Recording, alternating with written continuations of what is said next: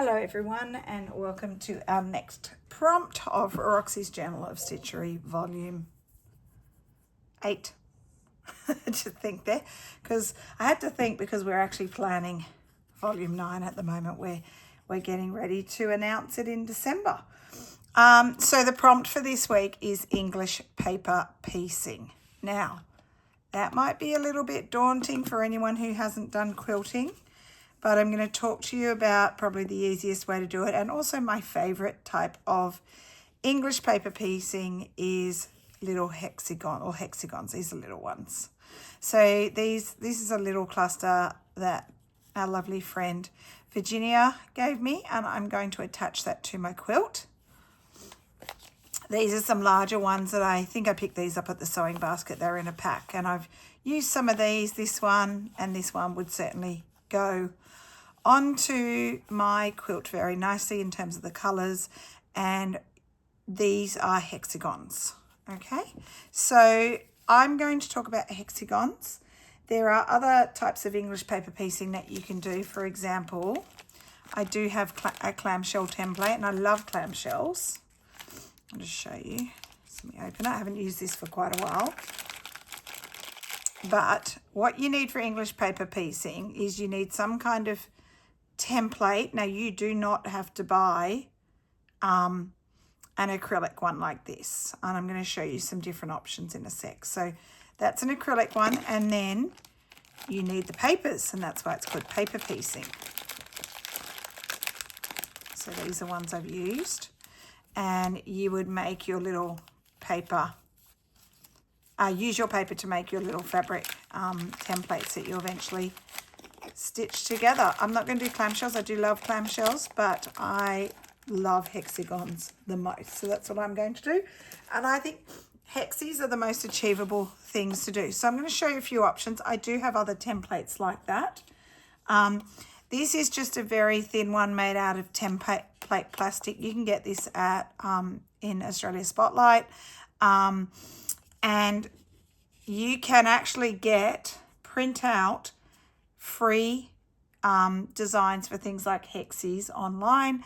And then if you didn't have template plastic, you could trace it onto cardboard. So I've actually got a die cut for this size hexagon for my, how do you say it? Sizzix machine. And it cuts out 4 templates at a time. This is one that's bought, and then this is one that I've cut out with my die cut machine, and they are exactly the same size. So I have used just old scrapbook paper. It's thicker than normal paper and not too thick, and I use the old scrapbook paper all the time. The back covers of magazines are also a really good thing to use. And then the lady from the last homely house, and I've said this before in a different video, she uses sometimes old children's books because the paper can be thick. So probably almost as thick as this old scrapbook paper. So this is just a little template. I don't even know where I got this. I've had this one for years. I do also have some acrylic ones like the one I just showed you. This is acrylic. It's actually got the paper on. I haven't taken it off.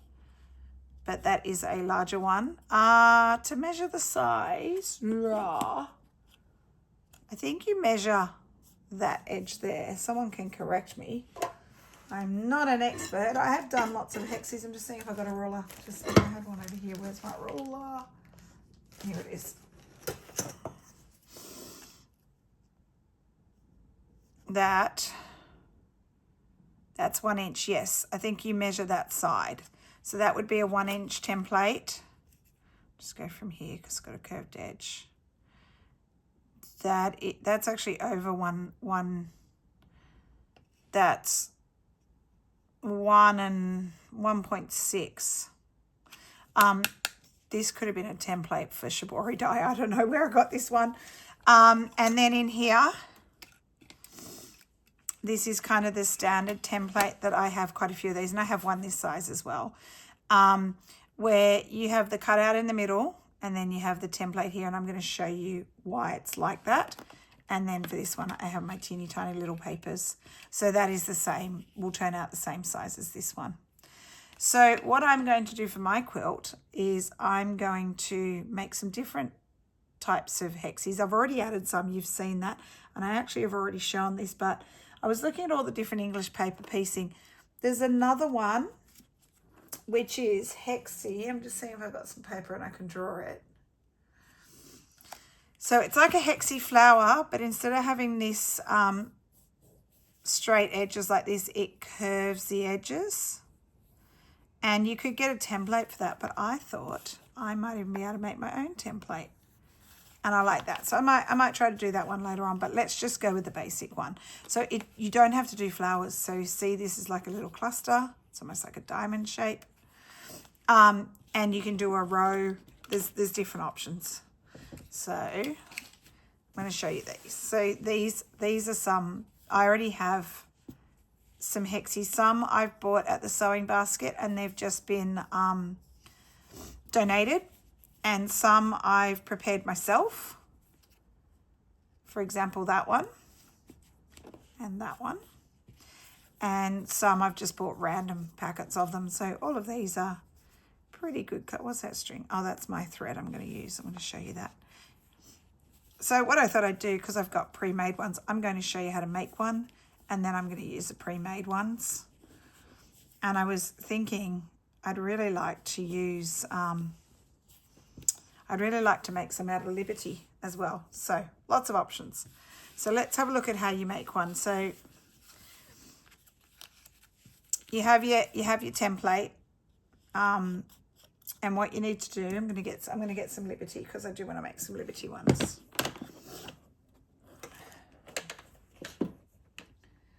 I have a big box of Liberty next to me. I've got lots of bright colours. Oh, here's a little scrap. Let's go with this bit of scrap. Pretty scrap, that one. Let's go with this. So this is the actual size that the hexagon will end up. And I need to add a seam allowance. So you can do it with this as well. That's quite rigid. So what I'm visualizing is that I've got about 1/4 inch seam allowance around this. And what I'll do is I'll actually just draw around the template to show you.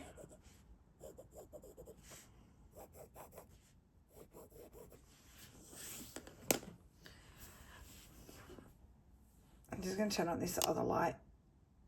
I don't know if it's making that better, hopefully. So I'm just moving lights around.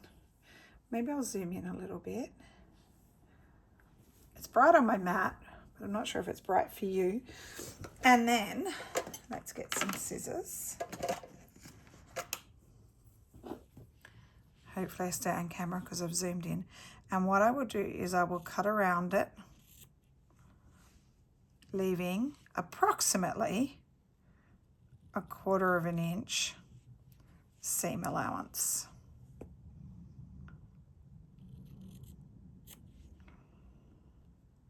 This is a really pretty Liberty. This one I've only got a little piece.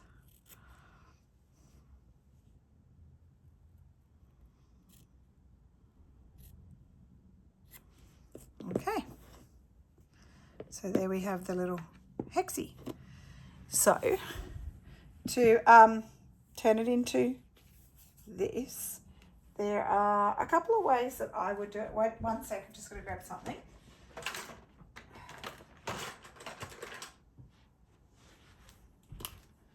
Okay.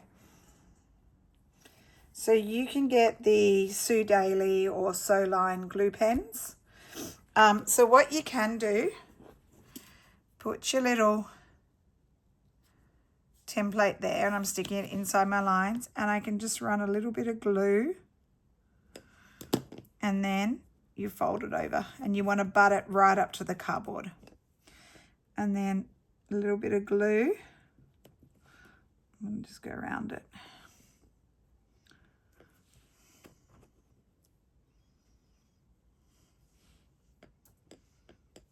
And you butt it up,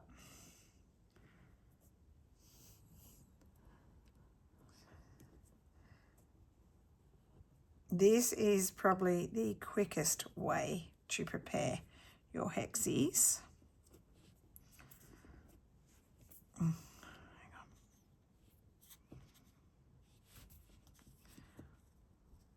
You want to keep it nice and taut. I'll put a little bit there, just make sure it sticks. And look at that. That's how quick it is to make it. Okay, the second way I'm going to show you is much slower. I'm probably going to use the glue method. I did bring a couple of extras. Let's go with the Liberties because I did want to do a Liberty one. So let's pick another Liberty. And why don't I just make... I'm not going to do the flower. I'll show you how to do the flower, but I won't stitch the flower. I want to do a line of them like this. So maybe I have 5. Okay, so let's see. Have I got any Liberties over here? Let's see if I've got any first. Yes, I've done that one already. So let's include that one in my pile of 5. Just so I'm quicker, guys. I'm just trying to see if I've got some to be quicker.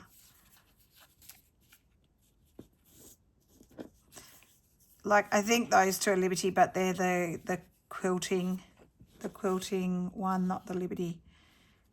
Is it Torner? Okay, so I've got 2. I want to make 5.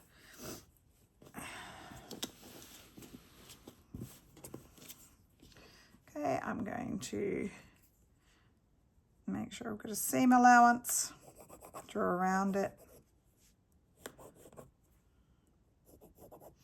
And I'll show you the second method. The glue method is the easiest. You don't have to use a glue stick. That's good though, because it's a fine, precise glue stick. You can use like a Yoo-hoo glue or just a stick glue, normal stick glue as well. Sometimes they get a bit messy if it's too big. Just let me cut that off, get the excess, and then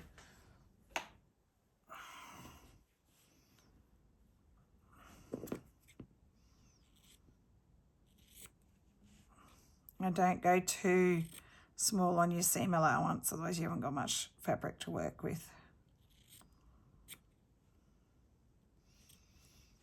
You don't have to be perfectly precise. See, I've got a bit crooked there on my cut.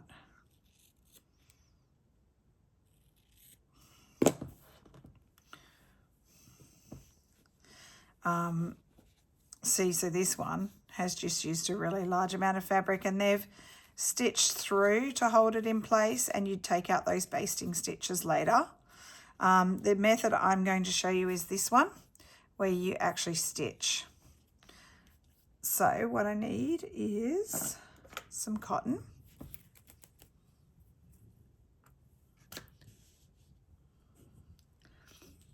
I'm going to need a paper template. Let me just thread up. I want quite a small needle. I don't want it to be too big. That's too tiny.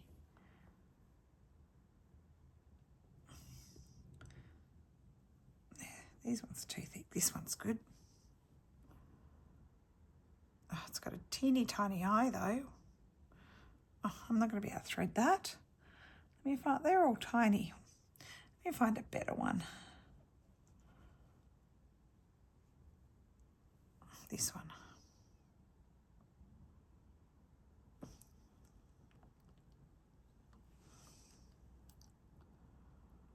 See, look, I'd already would have had this glued by now. So the glue pasting really is the quickest, and it does wash out the glue. But I just want to give you your options.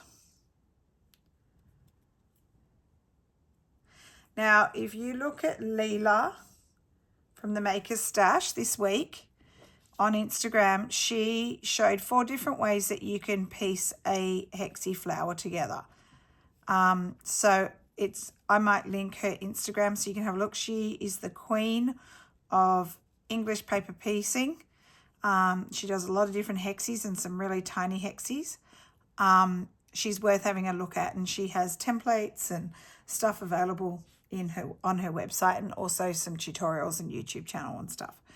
So I've folded over 2 sides, and what I'm going to do is I'm going to capture a little piece of fabric from this side and a little piece from that side. And I've done a normal knot, and then I'm going to go through it again. So I kind of loop over the top. So that's now secure, that side. And then what I do is I fold the next side over. Hang on, let's fold that better.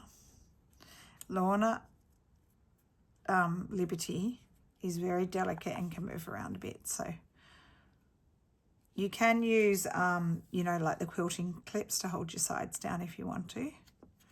So I'm doing 2 little stitches again. Then I go the next side. Once you get this going, it doesn't take too long. And sitting down in front of the TV and just making up lots of these is quite relaxing as well. But not as fast as the glue. Okay, then I've got teeny tiny seam allowance there because I've pulled it too far, but that's okay. I'm just going to make it. So capturing a bit of fabric on both edges and then doing it again.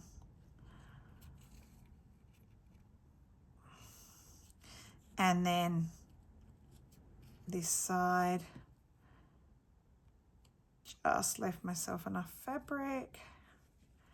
Need to fold it down, make sure it's neat.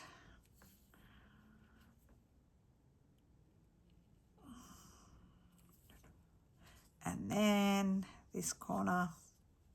And I do it all the way until I come back to the start. So these stitches do not need to be taken out. They just stay there. And then I started here, so I'm just going to come back and finish here.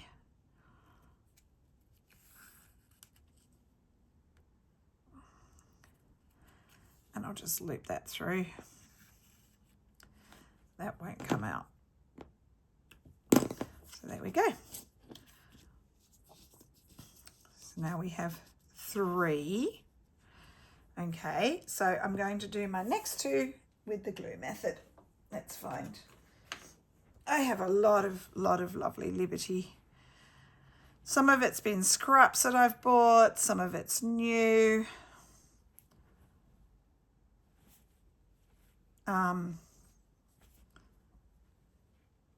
Some big bits, some little bits.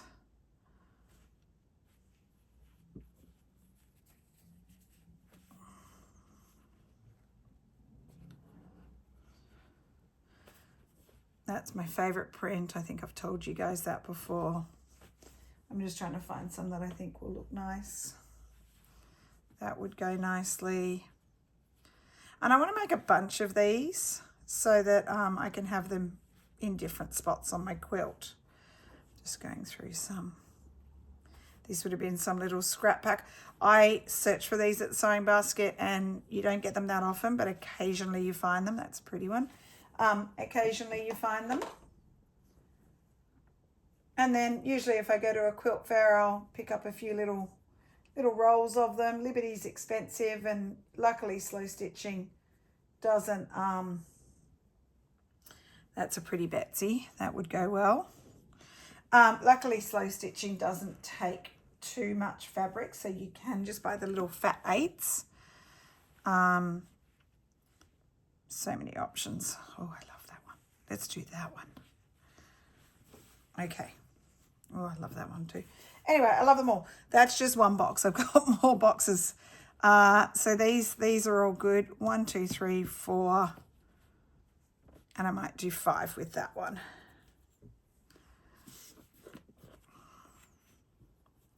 So this one was one I bought just a little roll of it.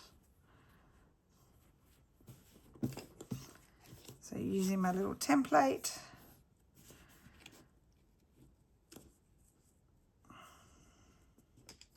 Just going to sketch around. Sorry, I think I might be off camera here. Just let me do it quickly and I'll move it up. You've seen me do this. You know what I'm doing anyway. I'm just sketching around it.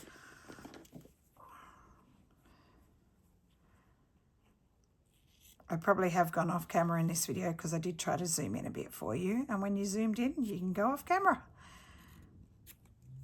So this weekend, I had sport yesterday in the morning, a couple of water polo games. And then Jamie had most of the day off, and I haven't seen him, or hadn't seen him. He didn't get to come home this weekend, so I hadn't seen him since the Friday before, so almost 2 weeks. And he had the day off, so I thought I'd go down to see Mum, and our friend Christina is up in the same town as Mum. So I thought I could visit Christina as well. And so after water polo, I got Alfie in the car. He had a night at puppy retreat, which was fun for him. So he's had a good run around this weekend. In fact, he has not stopped sleeping since we got home today. Where is he? He's still asleep. Oh yeah, he's under me. He's still asleep. He's just been sleeping. He's exhausted. He's been running. Oh, and today's his birthday. So he is 2 today. Very cute, Alfie. Actually, I need to ring Jamie soon so Jamie can say happy birthday, because he saw him yesterday, but not today. Yeah, so we went down to see Mum, stayed the night with Mum, and I had to catch up with Jamie. We had lunch, did a few things, and then he had to go back down to the valley where he's working. And then we caught up with Christina last night. We had dinner with her. And then today we went over to the house that Christina's staying at, and we just had a bit of a sit and stitch, a bit of a chat. It was a lovely day. And then I grabbed Alfie and back home again. So it's been a busy weekend, a bit tiring, a bit of driving. And then I'm actually back down there again this week, going down to visit the boys from school. Watch them do a big activity that they're doing, a Tough Mudder. And I'll see Jamie then. And then I think Jamie gets to come home for Friday night, so that's good.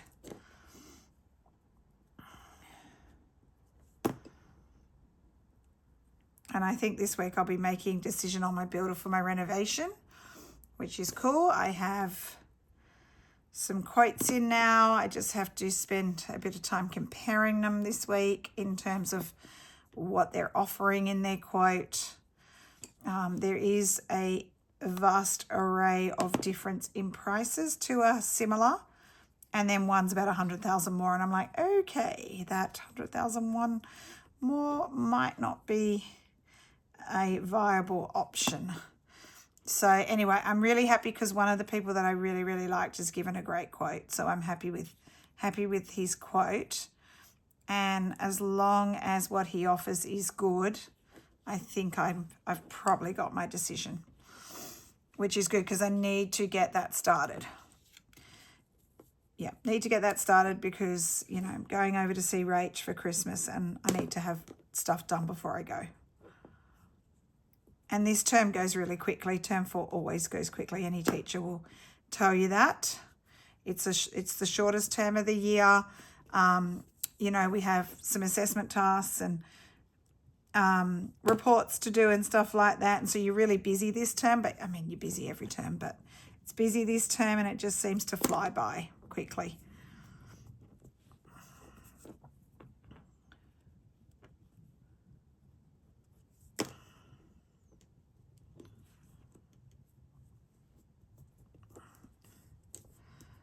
Okay.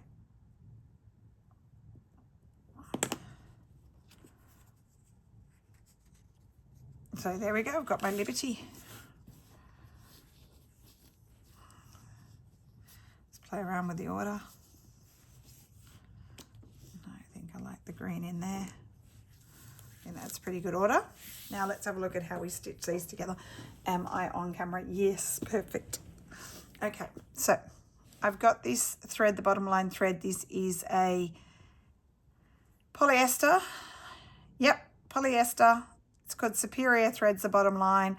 I was told that this is really good for English paper piecing. That's why I got this thread. You can use a normal cotton as well. This one is just finer and it'll potentially be less visible. So let's thread it up.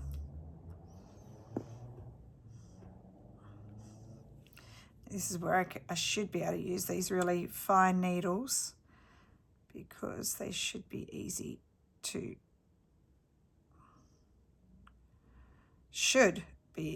thread up. And yes, that has just gone straight through.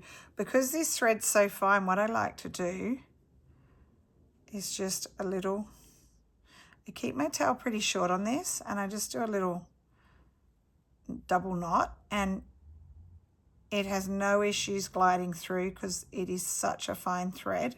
It's almost like what I use for beading. I often use the silk threads. And it just means that I'm not going to pull my needle out because otherwise I will unthread it all the time because it is so fine and it's a little bit slippery.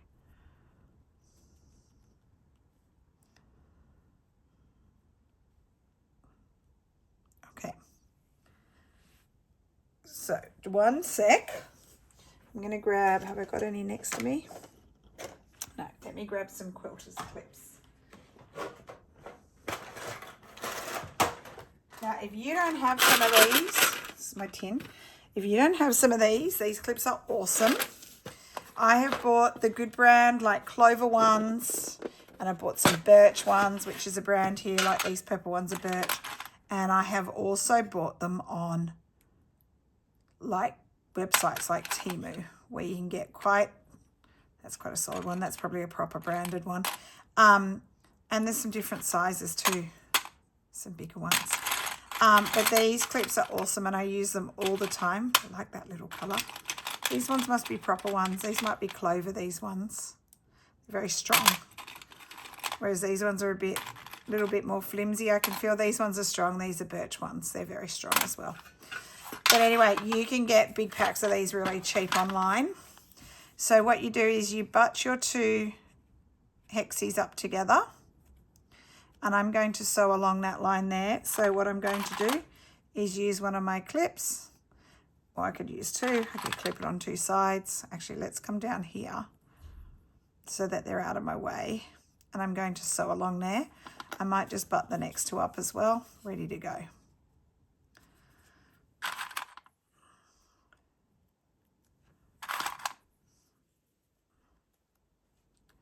Okay. So with your thread, and again, I'm not a quilter, so I am not the ultimate expert by any stretch of the imagination on this. But what you want to do, I'm just a little bit away from the corner to start with, just to keep the knot out of the corner. And you just get a tiny little edge of each fabric. You can, when you put your needle through, you can actually feel the cardboard. So my knot's there, and I'm going to come back towards the corner.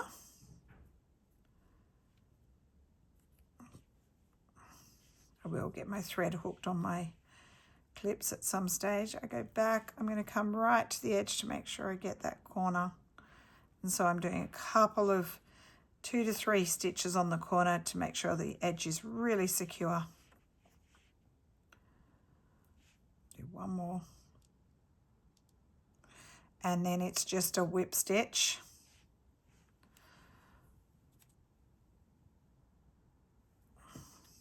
The whole way along to the other corner. So just keeping them pressed between your fingers. It's actually really easy. I've just got a long thread here. Might be easier if I had a shorter one. And I do the stitches fairly, gotta make sure you get both fabrics fairly close together.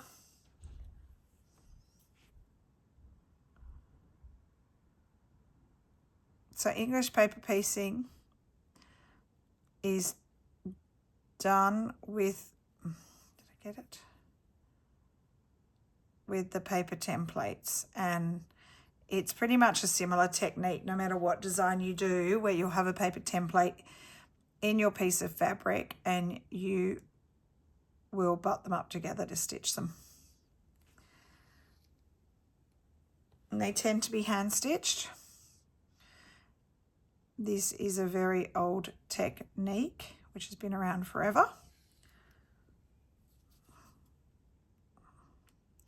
And it's relaxing. You sit in front of the TV. It's portable. You can have a little tin of these ready to go and ready to stitch, especially if you're doing the little ones like Virginia did. You can have a little tin of them, take it away, stitch on an aeroplane. You'd only need a couple of clips to clip each time. It's a nice portable little project. Very time consuming to make a full hexie quilt, but I will say that it is probably my most favourite style of quilt. In fact, I started one for my son. I have only done a little bit, but I have a lot of pieces cut out and a lot of fabrics cut out, and I started it years ago. He wanted the hexie. Eventually I might finish it, but yeah, it is a very slow. It is a slow process to hand stitch it all versus machine stitching. I think you can machine stitch hexies. Never, oh, sorry, pulled it out of my hand. I've never tried, but I'm pretty sure you can actually machine stitch them.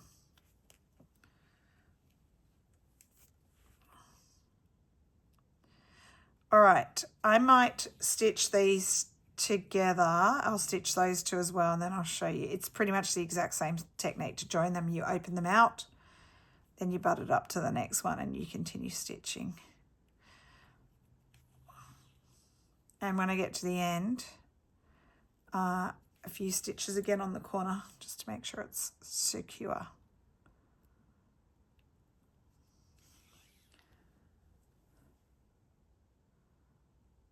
Tell you what, since I've got home, my Bobby, kitty cat, has been out all afternoon and evening, which is, she doesn't normally stay out that long, but she's having a good time out there right now. She does need to come in because she hasn't even had dinner yet, and it's getting later. She'll come in soon. She never stays out, so she will definitely come in soon.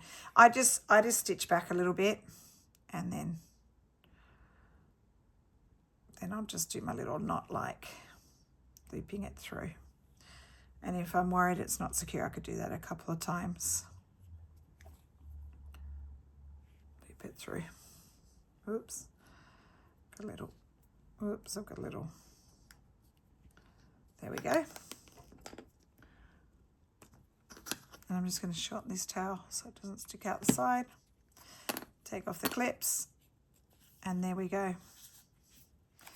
Okay, so if this was my next one, I would just butt that up there, make sure it's nice and even, clip it together and stitch. Okay, so I won't keep going on that. I'm just going to show you how to make the flower. So the flower is the same technique of butting them up together. So if I use some of these. So the first thing you need to do is decide on your layout. So you could have the exact same fabrics around the petals of your flower and then a different center. You can deliberately fussy cut things. So for example, I was thinking I might like to put some bluebirds into mine. So let's say I want this little one here. I would, oh, where's my clear template? This one, the greeny template. I'd put that over the top of him and I'd cut that out, and that might be my center. Okay, so I think I might use these for some hexies. So then you decide on your center. So let's have a look at all my colors. I've got lots of lovely colors here.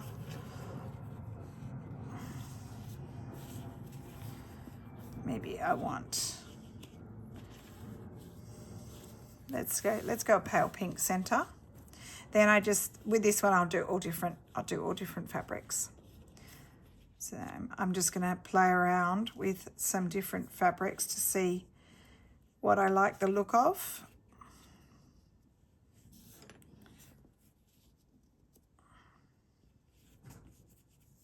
Oh, hello, Bobby.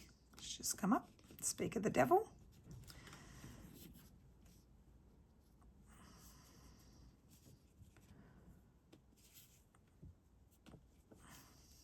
Quite like that. Well, that's a vintage thing. Okay, so let's say that's my flower. Then what I do is I need to stitch them together. So I might start by stitching these two together, and so they'll be joined on that line and I'd open it up, and then I might fold this one up. I stitch along that line, and then I open them up, and they will be connected there and there at this stage, and then I stitch that one on. And if I start stitching here and I stitch down, I can open it up and then fold it that way and keep stitching, etc. And you keep going until, so I might stitch like that first, and then I'll stitch there to there, and you keep going until all your seams are together. And once it's all together, if I'm just going to attach this to my quilt, what I would do is I would iron it to make sure it's really flat, take out all the papers. I'd have to take the basting stitch out of this one so it's not visible, take all the papers out, and then I applique it around the edge, and this is a good one for applique as well. The other thing I was thinking, and I'm just going to talk through this, but I may experiment with this, was I was wondering if I could use some, these are thin doilies, thin, beautiful lacy doilies. And what I was thinking, if I put, what have I got next to me? It's just a piece of white old sheeting. If I put, let's just have a go. I think this was in the middle of a piece of quilt, but this would be perfect for it. It's just soft sheeting. Let's say I made a hexie out of this, folded it all over. I'd obviously snip smaller edges. I'm just doing this to make it quick for you to see. Okay, so it's like that. I was thinking that maybe you could have a little lacy one. You'd want to use a fairly thin fabric because you don't want to have too much bulk. So for example, I know that's bulky at the moment because I'm only folding it. That might be my center. And then I could have bits around. So this one I might just go for orange toned bits. I have another one that's orangey. That one, but it's the same. But anyway, you get the idea, right? So that was my other thing I was thinking of experimenting with.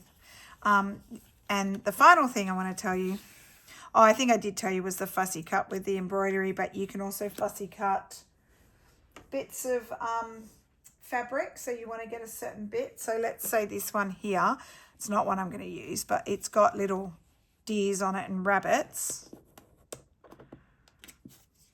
The templates are often see-through so that you can fussy cut, and I might want that rabbit in the middle or the deer. Okay, so I think that's everything I'm going to tell you about English paper piecing. I will finish this off, and then this will be a line of lovely liberties that I will attach to my quilt somewhere, and I will be making some flowers, and I'll be making some small ones using my small templates as well. I've already done a small flower. I think I showed you that. So I hope this gives you an idea. As I said, you don't have to buy the equipment. You can just get a template and print it out online, and then just cut it out. Or even if you can't do that, if you don't have a printer, you can get the template on your screen and make the brightness of your screen really, really bright, and then put some paper down, like just normal photocopy paper. And then you can pretty much put it down and use your computer as a light box. That actually works. So that's another idea. And so you can get onto this straight away, even if you don't have the stuff. And then all you need to do, grab an old magazine, cut out a bunch of templates like this. I mean, really, the back of a magazine cover is probably just slightly thicker than this one, and that's a proper template piece. And just cut out what you need. Okay, so make yourself a few flowers or a few lines of hexies, or you can go for a different pattern. If you're a quilter, I'm sure you've got lots of ideas, or even bits and pieces you've already stitched. So happy sewing, and I will see you next week. Bye.